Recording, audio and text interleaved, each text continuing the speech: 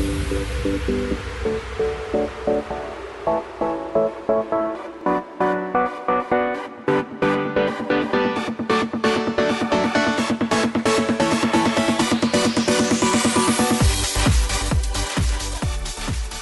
afternoon, everybody. Welcome to the Matt Townsend Show. I'm your host, Matt Townsend, your relationship coach, your guide on the side. We do what we can every day on this show to give you and your loved ones all the skills, the tools to make it through this crazy thing we call life. Welcome to the show, everybody. This, for me, is a fun show because I'm back from vacation. We've been on on vacation, and you've been listening to a lot of our old shows, kind of a best of for the last week. Hope you've enjoyed that. And now we're ready to just kind of knock it out of the park and take this show to the next level because I am not the same guy I was a week ago. A week ago, I was just Matt Townsend, no doctor, but now I am officially a doctor. PhD, Dr. Townsend, I'd like you to call me. No, I don't know. I don't know what I want you to call me, quite honestly. I haven't been thinking that far ahead. But I just defended my dissertation and spent years doing this, 6 years working and just pushing my little brain as hard as I could to become a doctor. And now that I've reached this level of PhD, I'm now wondering why. Why did I do this? Sat down with my family. I have a lot of family that are medical doctors, and spent the weekend with them and got a good dose of, well, you're not a real doctor. And after I picked him up off the ground for daring to diss my PhD, I started thinking to myself, shut up. You don't get to say that. Of course I'm a real doctor. In fact, I've been telling guys I'll even do physicals, but no one's taken me up on that. And as I sit here and try to figure out how on earth I'm going to pay for the PhD now, I'm wondering, wow, was this a good idea or not? And then it all comes back to probably a bigger thing, because it's not really the PhD, I'm coming to find out, that mattered as much to me as what I've gone through for the last 6 years.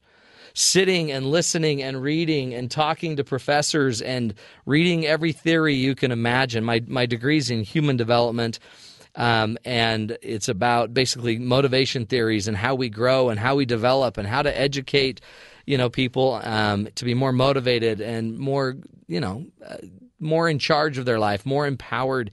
All these different theories I've learned. And what I've come to find out is, honestly, the PhD was not for anybody but myself. I've never been more tested. I put together a 190-page dissertation. I wrote it 50,000 times. I've had it edited 1,000,000 times.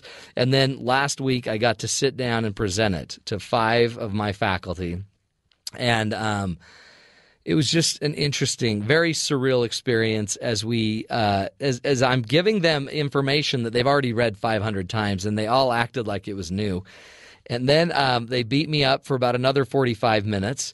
And all in this guise, this view of like it's pretense and just trying to all pretend like we didn't know what was going to happen. And at the very end, the greatest words whispered ever, I think, were just simply, well, excellent work on this. And they reviewed everything I did. And they said, now, Dr. Townsend, we'd like to welcome you to the Academy. And I about lost it. A goal of 6 years, a dream of many, many more, has finally been reached. And then I walked out, found my family, sat down with my kids, and they were all like, so, are we going to make more money now, Dad? And again, I'm like, oh, you guys have no idea. You have no idea what I've done to get here. So it's not about the money, apparently. It's not about any of that. What was it about? I guess it's about being what I felt prompted to be, being the best I could at it. And again, honestly, I think it's going to take the show. It's not going to take it in a big direction, different direction. It will be more fun because now I can actually speak like a doctor. And I'm wearing this white coat now with Dr. Townsend on it, and nobody seems to give me more cred. I don't know why. Nobody seems to believe me more. I don't know. I thought I'd have a lot more power in the end than I really do. So think about it out there, folks. Have you had a dream that took forever to get to? Have you had a goal that you maybe stopped chasing? Have you felt prompted or inspired to take your career in a different direction for some reason that didn't quite make sense? Maybe it didn't make sense financially. Maybe it didn't make sense even emotionally or physically, but it just made sense in your heart. Maybe spiritually, it just was something that was right. Because if so, that is what we're talking about on the show today. We're bringing in two chaplains who are going to, again, I'm pretty sure they're not doing chaplaincy because of the money. They're doing it, I'm convinced, because it's their calling. They feel it's part of who they are, their identity. So we're going to be talking to them, try to find out a little bit about the technical aspects about becoming a chaplain. What is that like? How did they choose that career? How do they stay in it? And and then we want to use some of their skills. How do we actually help people that are going through struggles? How do we help talk through people as they're struggling, as they're mourning the loss of somebody? A lot of these chaplains work in hospitals, and there are actually some great reports or an article that we just read that a lot of corporate America are now starting to bring on chaplains to work inside of their organizations. One, for example, is Tyson Foods that has brought in, Dallas-based Tyson has brought in a chaplain to work there at a meat processing plant that employs 128 chaplains to minister to 85,000 employees in the United States, Mexico, and Canada. So chaplains are out there. Now, it's not just, I guess, about church anymore. And we're going to be talking to two great ones who are going to give us some insight. Mark Allison and David Nutter are here to join us to help. We're going to pick their brains. We also want to use their expertise on how to help those that are mourning, those that are going through difficult times.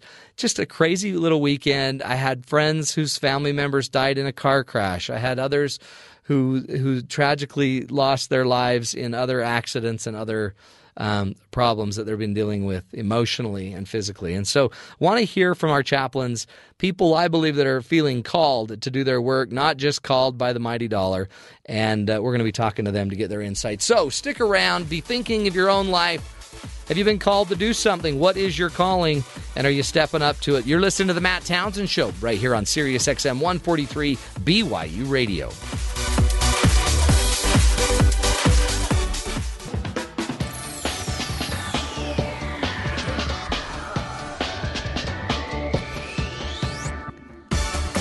Welcome back, everybody, to the Matt Townsend Show. We are talking about your purpose, your calling, and talked about I feel called, compelled to see if we can't help people improve their lives, which is the purpose of this show. And in a minute, we'll be bringing on some chaplains and hear about their careers, their jobs, some of the great skills they've learned in helping people transition and deal with difficult times in their lives. But before we do that, we want to go to one of our featurettes by one of our producers, Thomas Brinton. Now, you know, we miss our children as we send them off to school. We care for our loved ones lying ill in the hospital, yet we feed them some really weird stuff. Here's Tom Brinton with the story. Mom said I should ask about how poor kids could get fed, so I got a book of tickets and a schedule, and it read Monday hot dog, Tuesday taco, Wednesday hamburgers and chocolate milk, Thursday sloppy joes and burritos in a bag, Friday was pizza day, the best day of the week. Pizza day really was the best day of the week back in elementary school. Of course, I would never eat that stuff today. It was made on a cookie sheet, cut into squares with weird crust and some sort of gelatinous cheese substitute on top. Yeah, school lunch was never exactly a gourmet affair, and there was a sense, even as a child, of being fed on an assembly line. I ran across a very interesting story as I was reading up on the current state of affairs in children's nutrition. It's about a young girl named Martha. She lives in Scotland and is the daughter of a doctor and a farmer. She started writing a blog about her school lunches. She'd take a picture every day and then post it along with a description of the food and a rating. She also includes a count of how many hairs were found in the meal. Usually it's 0, but one can never be too careful about these things. Scrolling through the blog, cleverly titled Never Seconds, is an interesting experience because children from all over the world will send in pictures of their school lunches. The difference is sometimes astounding. To me, all the American meals look pretty bland, and all the Asian meals look amazing. Martha's blog gained even more notoriety when she was ordered by her school district to stop bringing her camera to school and to stop criticizing her school lunch. Needless to say, the ensuing outrage in support of the young girl's culinary opinions caused the school district to not only permit her to continue, but to allow all children as many servings of vegetables and fruit as they desired. All this got me thinking about other less than savory, predetermined dining experiences. For example, have you ever had dinner on an airline? I've heard mythical stories of delectable airborne feasts, but the only thing I ever think of is that mystery fish I was served on an overnight flight to Iceland. It was not a pleasant experience. I also found a blog about hospital food. Picture after picture from different countries, I found that some hospitals served tantalizing feasts, while others looked worse than prison food. And this time there was no real geographical influence. 2 meals from Germany occupied opposite ends of the tastiness spectrum. My take on the matter is that I would likely feel a lot better a lot quicker with some amazing shish kebabs and rice by my bed than I would with the company of a dry piece of bread and reconstituted peas. I don't know if there's anything to be done about one-size-fits-all food service, but for me, nothing beats the familiarity and freshness of a home-cooked meal.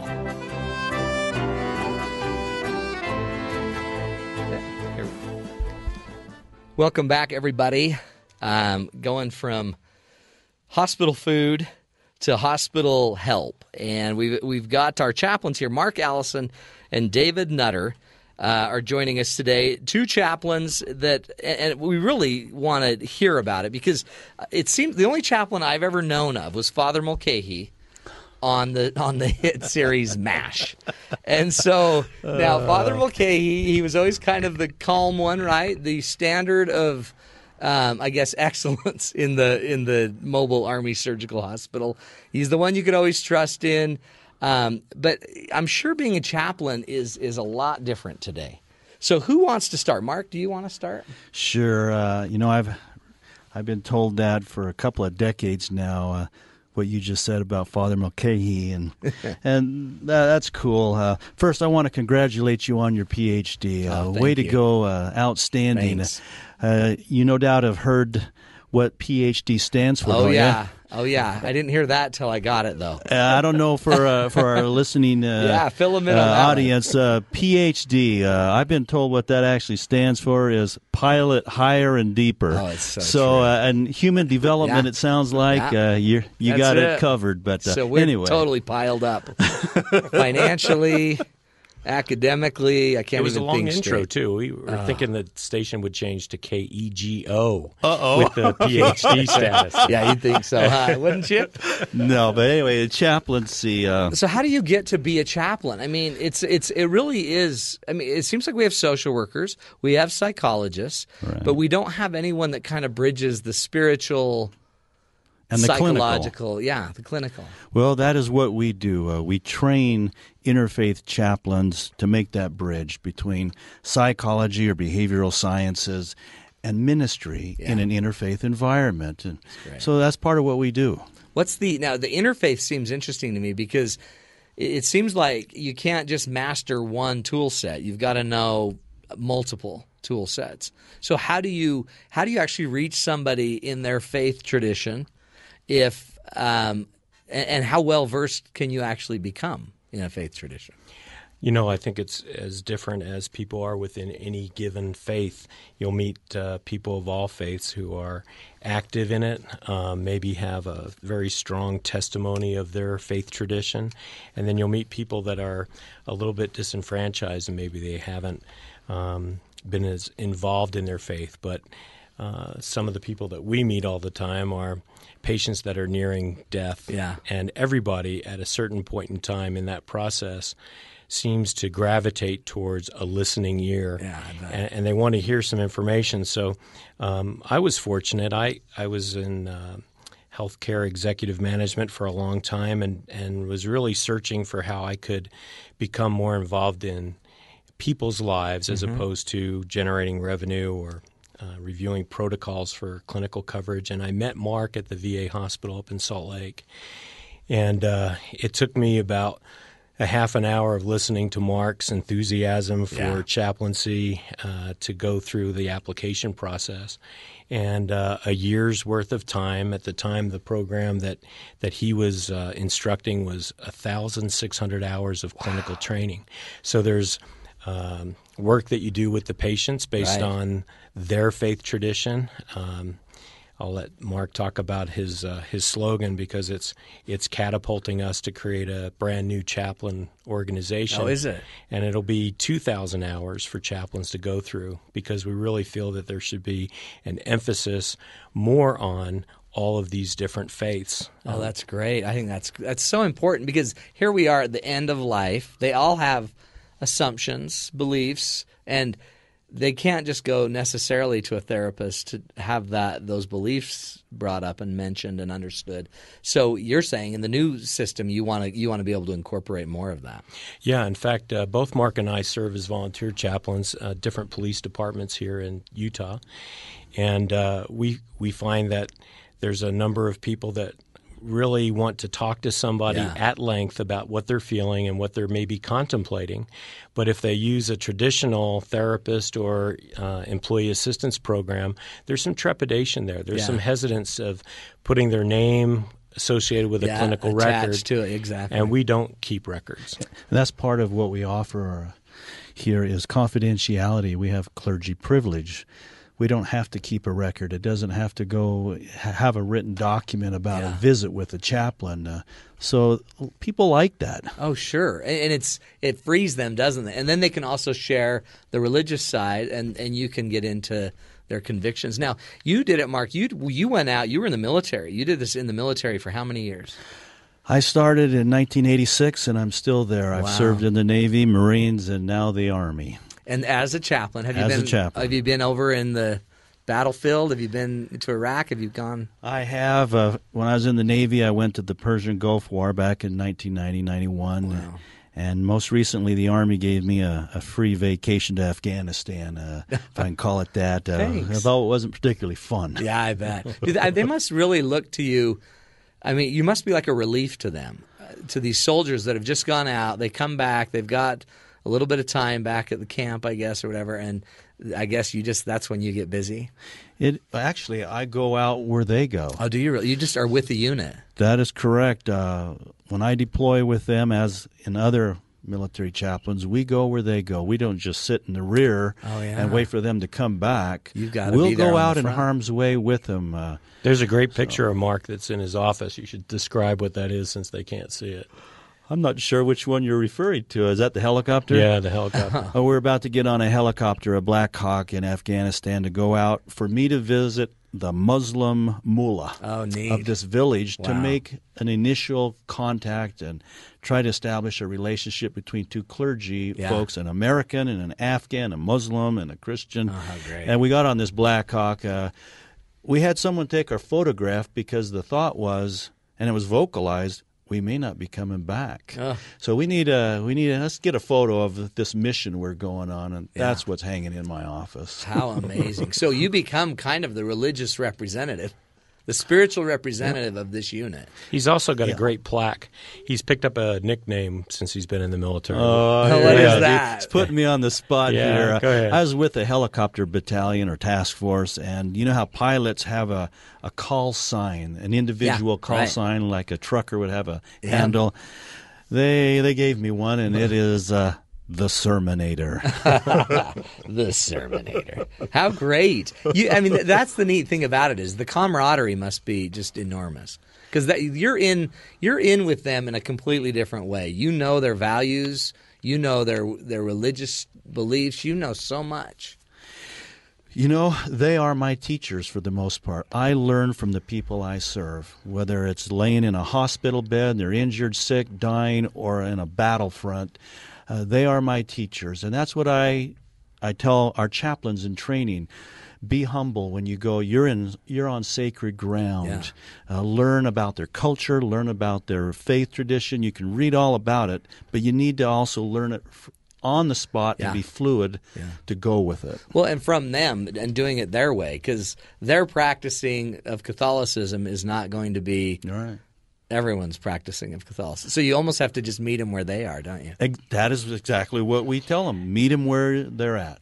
And the experience is different for everybody, especially depending on the event at hand. Somebody that has a family and a supportive network that's facing death and it's anticipated is very different than, say, the crash scene down at St. George recently, where you had, unfortunately 4 young men perished, and a lot of law enforcement and rescue personnel had to stand around and wait for NTSB to arrive. And that gave me an opportunity to share what they were feeling, what they were going through until, bodies could be removed.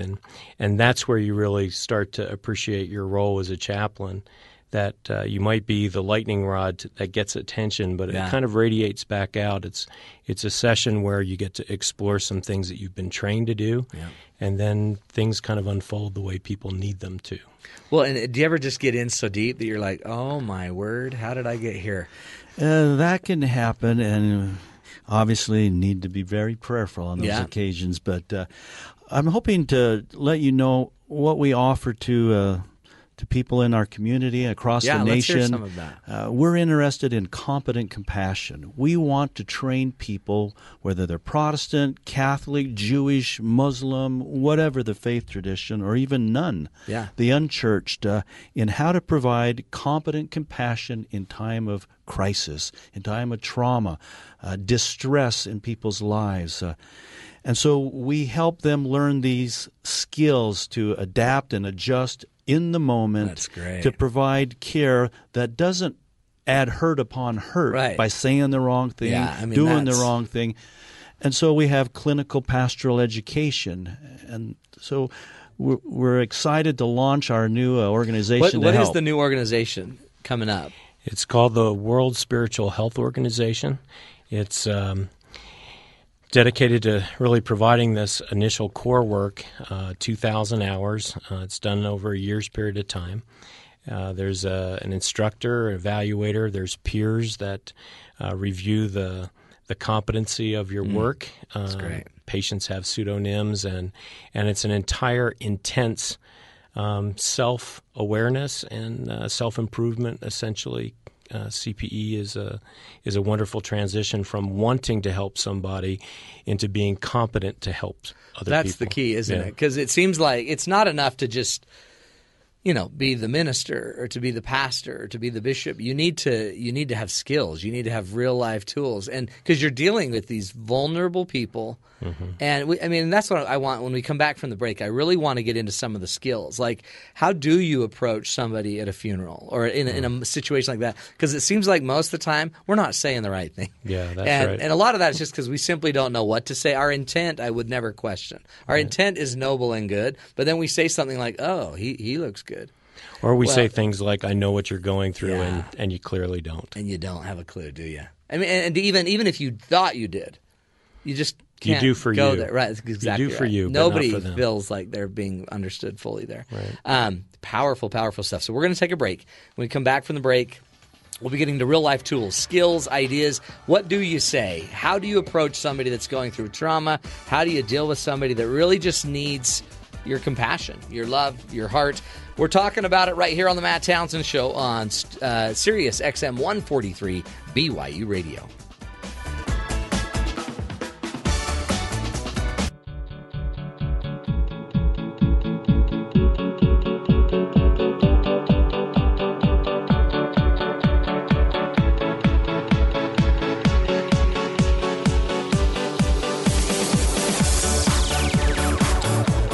Welcome back, everybody, to the Matt Townsend Show. Now, every couple of years or so, a friend or extended family member passes away, and we really try not to think about it. We don't want to go too crazy, but it's inevitable. It's going to happen to all of us. What can we say to help those and comfort those that are suffering a loss? Let's go to Rob Sanders and find out. It just takes one phone call, and you could find yourself leaving work and flying halfway across the country to attend someone's funeral, all just to try to show some kind of support to the deceased's family, who often you never really even knew that well to begin with. And that's when it hits you, that awkward moment when you see their widow and try to say something comforting, but your mind draws a blank. I don't know if I can help you with what to say, but the internet has helped me find a list of things definitely not to say at a funeral. Number 1. He looks more peaceful now. As opposed to what? Back when he was alive and still living with you? And he looks better now that he's gone? You look terrible. Of course they look terrible. Their loved one just died. Plus, now they're going to feel really self-conscious. I mean, if you went to the length to tactlessly tell them they look terrible, then they must look really terrible, right? How are you doing financially? Okay, now good question to ask, but your heart's probably in the wrong place if you're saying that, because let's be honest, you're only saying that because A, you're just struggling to find something to say, and B, you just want some really good gossip. I mean, he made a lot of money, and now that he's gone, is she going to make it on her own? And listen, if you really cared about that, that's the kind of question you'd ask after many, many long conversations. You might drop that 6 months from now. And honestly, are you really going to do that? I always told him smoking would be the death of him. That's not helping! Odds are their survivors were probably the ones pressuring them the most to quit. It was just his time. His number was up. I think the only way you're going to get away with that is if the guy was 135 years old and died of a heart attack riding his bicycle or something. And even then, you still don't want to drop the line, he died doing what he loves. He loved riding bicycles, not dying of heart attacks on bicycles. Well, life goes on. Right advice? Wrong place. Sure, life goes on, but that's like telling a depressed person, just be happy. He's not going to heaven. I don't need to explain why. That's just plain mean. And I wouldn't go around suggesting what alternative to heaven you think he's going to end up in. I know just how you feel. You don't know how they feel. You may have experienced tragedy 10 times the scale of this person, but you're not that person. You don't know how they deal with grief. You don't know how they handle pain. And besides, that's kind of like blowing off their pain and saying, oh yeah, no big deal, I know how you feel. It's not comforting. He's in a better place. Yep, a lot better place than when he was living with you. It's all well-meaning, but you don't want to cause additional pain. So what should you say to help someone actually feel better who's grieving? I'm no expert, but I do know being formal helps. We tell people happy birthday on Facebook, and we email them Valentine's Day cards and text happy anniversary. But I really don't think that's good at funeral time. Flowers or a handwritten card really do make a difference, especially if you refer to the deceased person by name. And if you can attend the memorial service, then yeah, you should go. And when you get there, if you can't think of the right thing to say, just be a good listener. And if the person grieving isn't saying anything for you to listen to, then maybe just give them a big hug, and that could say a lot more than what your words ever could. So true. Sometimes we don't need words. In fact, sometimes it'd be better if you just shut your mouth and just be real, for crying out loud, and be with the person. Be present. They don't need your advice. They don't need any of this junk. But we're going to hear that from the experts. We're talking now to two chaplains, Mark Allison, David Nutter, who right now are just beginning to put together a great organization called the World Spiritual Health Organization. Their goal is to teach skills and tools for how to deal with the difficult times of life, how to bring the Spirit in, through all traditions, through all faith traditions, all belief sets. There are some basic principles and truth that go through all of these. So we're going to bring them on. Guys, welcome back to the show. Thanks for being here with us. We're very happy to be here, Matt. The slogan that we operate from in our organization, it goes like this: spirituality, where it is absent, invite it. Where it is dormant, revive it. And where it is present, sustain it. Oh, great. And we teach spiritual care providers, whatever that may look like in practical terms, clergy or lay clergy, whatever faith tradition, doesn't matter, that to promote spiritual health around the globe, in our nation, in our community, in our own home. So we're about training interfaith chaplains or other care providers. They could be mental health professionals. It's not just chaplains, educators even, about spirituality and inviting it and promoting it. But we look at what I call the 3 gems. When we're visiting with someone in distress, you brought up about a funeral, to look for 3 gems, and they're easy to remember. They are emotional emeralds, relationship rubies, and spiritual sapphires. What I mean by that is, look at what's going on here in their heart. What are the emotions in play? Mad, sad, glad, afraid, lonely, guilt. What are they feeling? Attend to those feelings. Relationship rubies. What are the dynamics in play right now in their life? We know somebody has died, but what is going on among the living? What are the dynamics, good or bad? Or is there conflict? Is there a rallying of people? We want our chaplains, our caregivers, to be attentive to the dynamics in play in relationships. So the rubies and the sapphires, the spiritual sapphires, what is going on spiritually in this situation? Where's God in all this? Are they losing their faith, or is it being reinforced and strengthened and drawn upon in a major way? We want our folks to provide competent compassion by looking at those three things. And I can give you an example. Yeah, let's hear it. And I'll make it personal, so I can speak about it and not divulge somebody else's experience. Right. My dad died 20-plus years ago, and my stepmother put on an appearance that she was coping well with that. Yeah. She went to church each week very faithfully. She didn't miss. She sat on the back row, but she was there. Well, 2 years had gone by, and she was at her wit's end with her grief. My dad, her husband, being gone, and all that goes with that, the decisions, the finances, the companionship. She decided she needed to go see her clergyman. She was feeling suicidal. The grief was overwhelming. She couldn't keep going.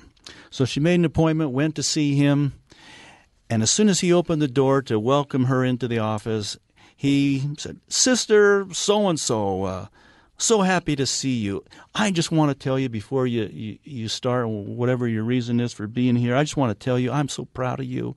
I'm so grateful for you for being a pillar of strength in this congregation. You are here every Sunday.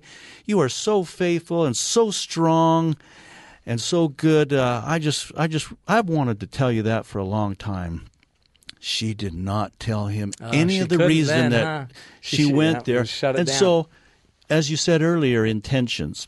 His intention wasn't to hurt her. Not at all. He was very compassionate, but he lacked the competence to go with that compassion. He'd missed the emotion. He missed it. He missed the relationship. He missed the systems. What was the other one?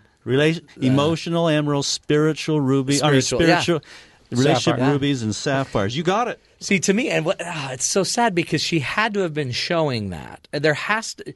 I believe in a phrase by Carl Jung that says, "You cannot not communicate." That's right. I've heard that. And so she's communicating. She had to have been communicating some difference, some sadness, and he missed it. And part of it's like we're not dialing in. That's why I love that you have these jewels, because it forces your chaplains to be dialing into kind of what's going on in between the lines. Absolutely. Over that year of training through Mark, chaplains are really kind of searching, what are the kinds of questions I need to focus on? And so they go through these machinations, they go through these scenarios, and then everybody comes back together as a group and we review how someone did on a particular case.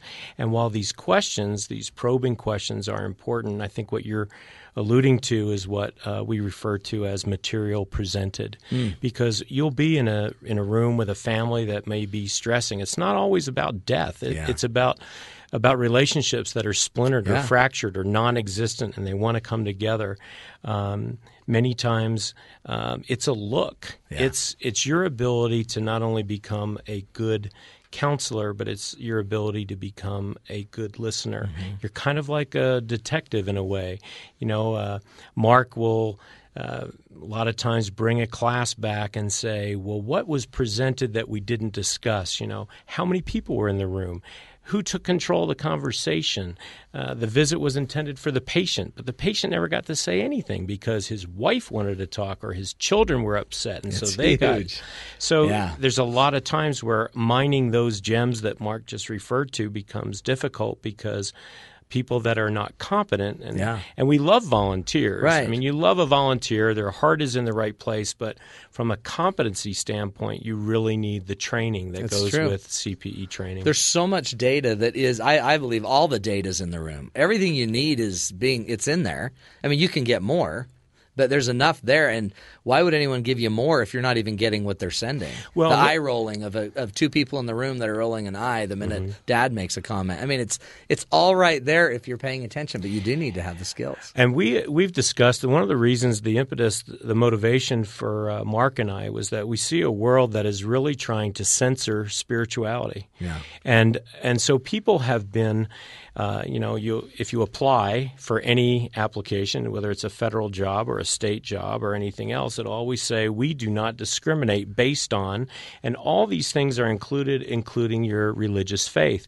And yet the second that you get into an organization, what happens? HR or operations convenes and says, the last thing that we want to do is talk about spirituality. Well, there's some giants, thank goodness, that are on the scene today. Ford Motor Company is one of those, and we think they're going to probably be one of the first organizations to receive what we're calling the Washoe Spirit Friendly organization. So It's kind of like a status. It's an award. yeah, and we want to recognize organizations that understand that the whole person concept that's been discussed in the military but has gone through some evolutions is really important. You know, finances and retirement, you see that on the television all the Right. time, and you see being a present father and being a supportive family and hold on to dear life and those kinds of things.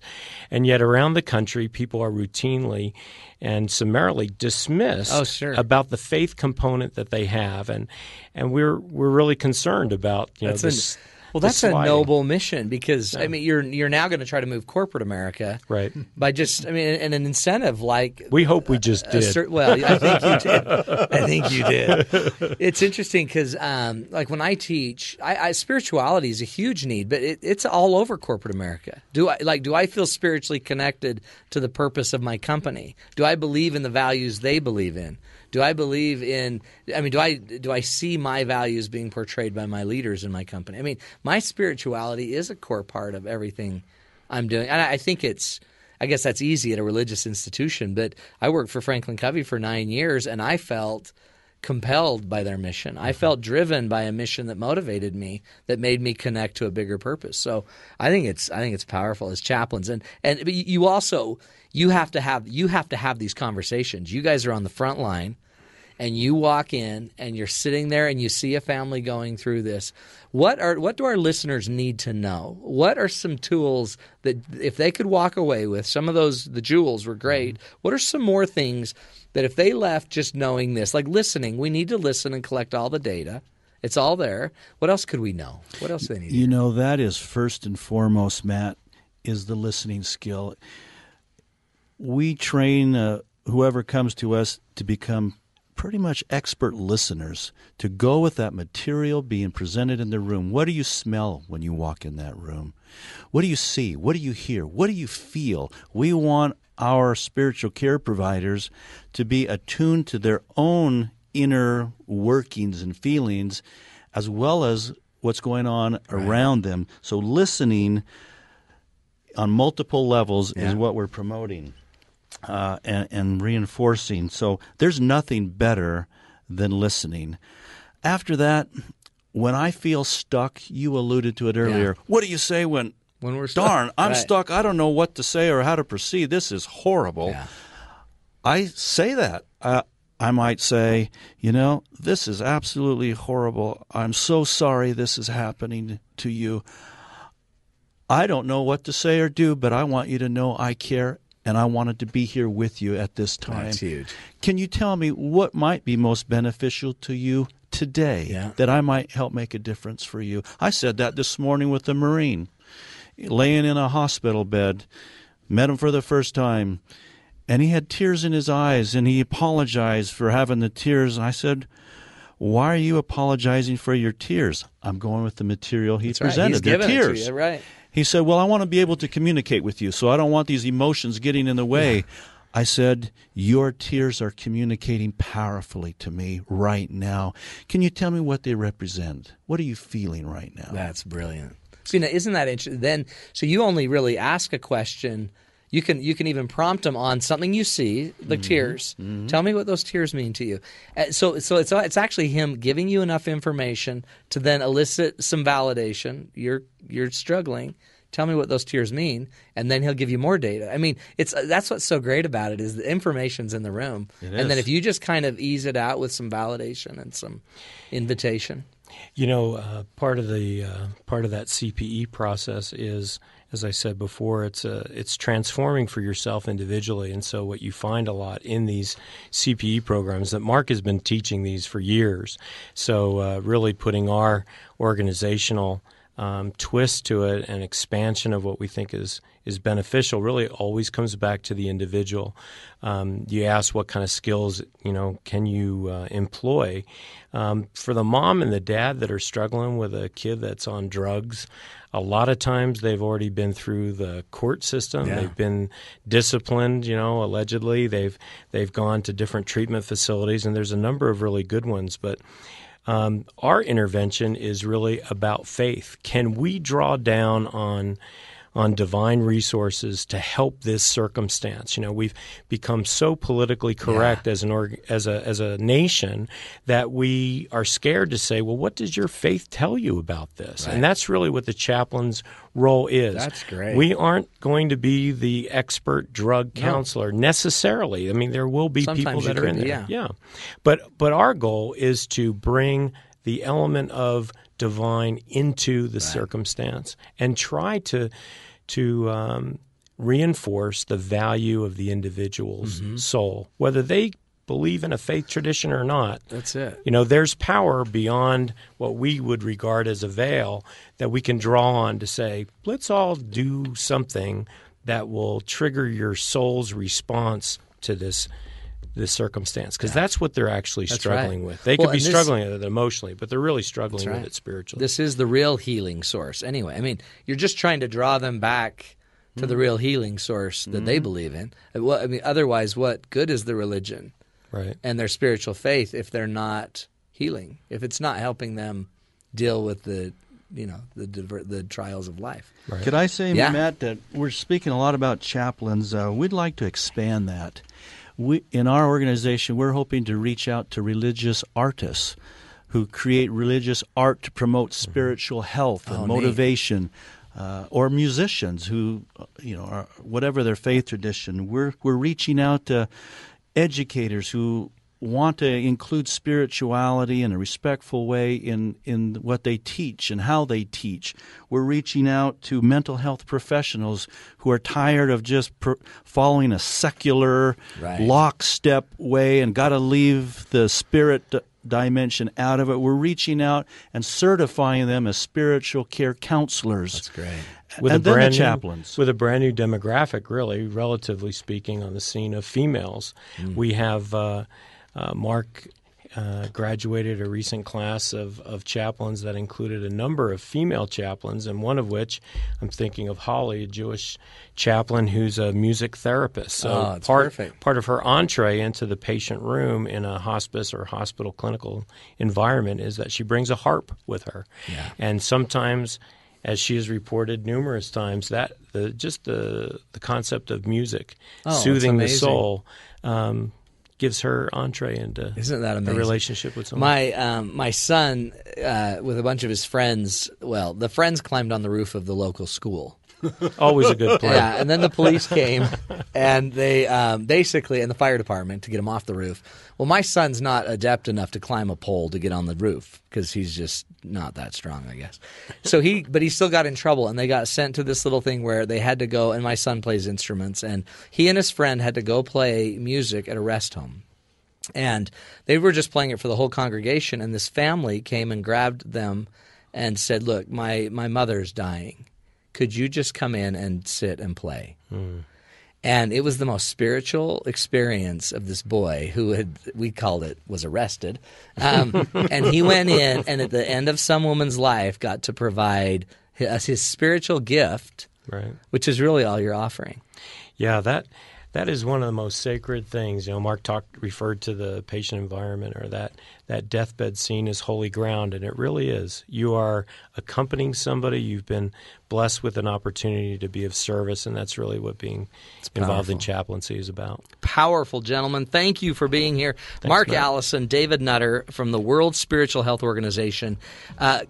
We will be back right after this. When we come back, we'll also have an email where you can get a hold of these gentlemen right here on the Matt Townsend Show on Sirius XM 143 BYU Radio.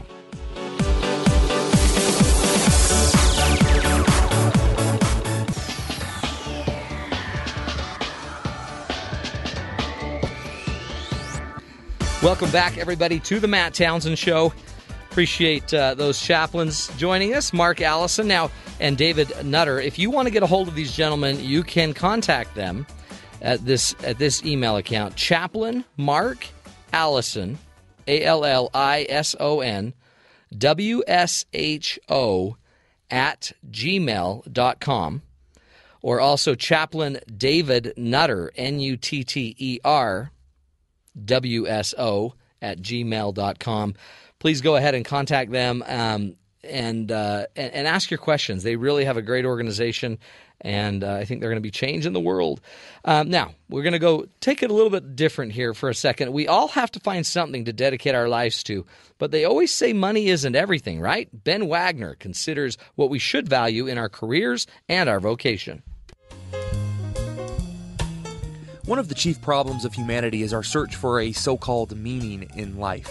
When trying to discover what you want to do with your time on this rock, people will always give you the advice that money isn't everything.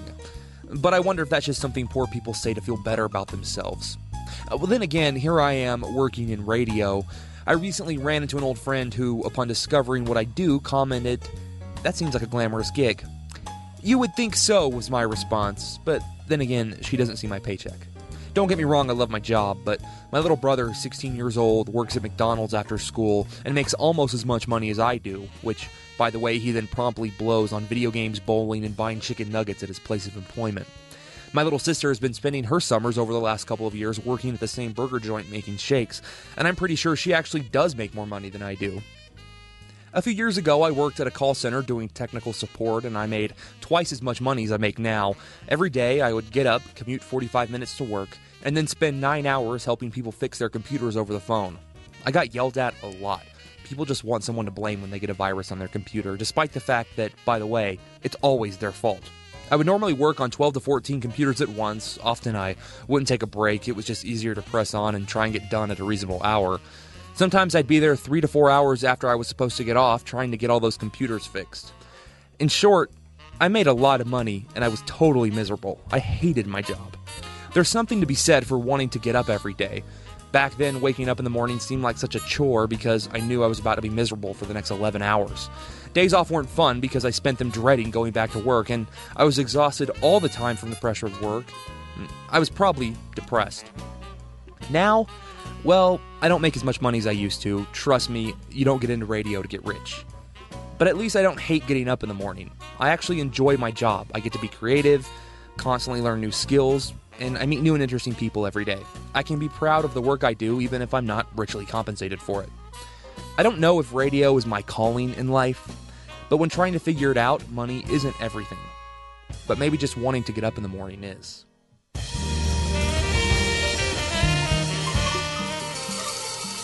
Excellent, excellent lesson, Ben. So that's the point of the show. Money's not everything. It's really about the contribution you're making. Goethe once said, "Man is not born to solve the problems of the universe, but to find out what he has to do." You might even want to add, and to pursue it with inspiration. Get out there, folks. Live an inspiring life. Do what you're called to do on this earth, and I think we'll all be better for it. You're listening to the Matt Townsend Show right here on Sirius XM 143 BYU Radio.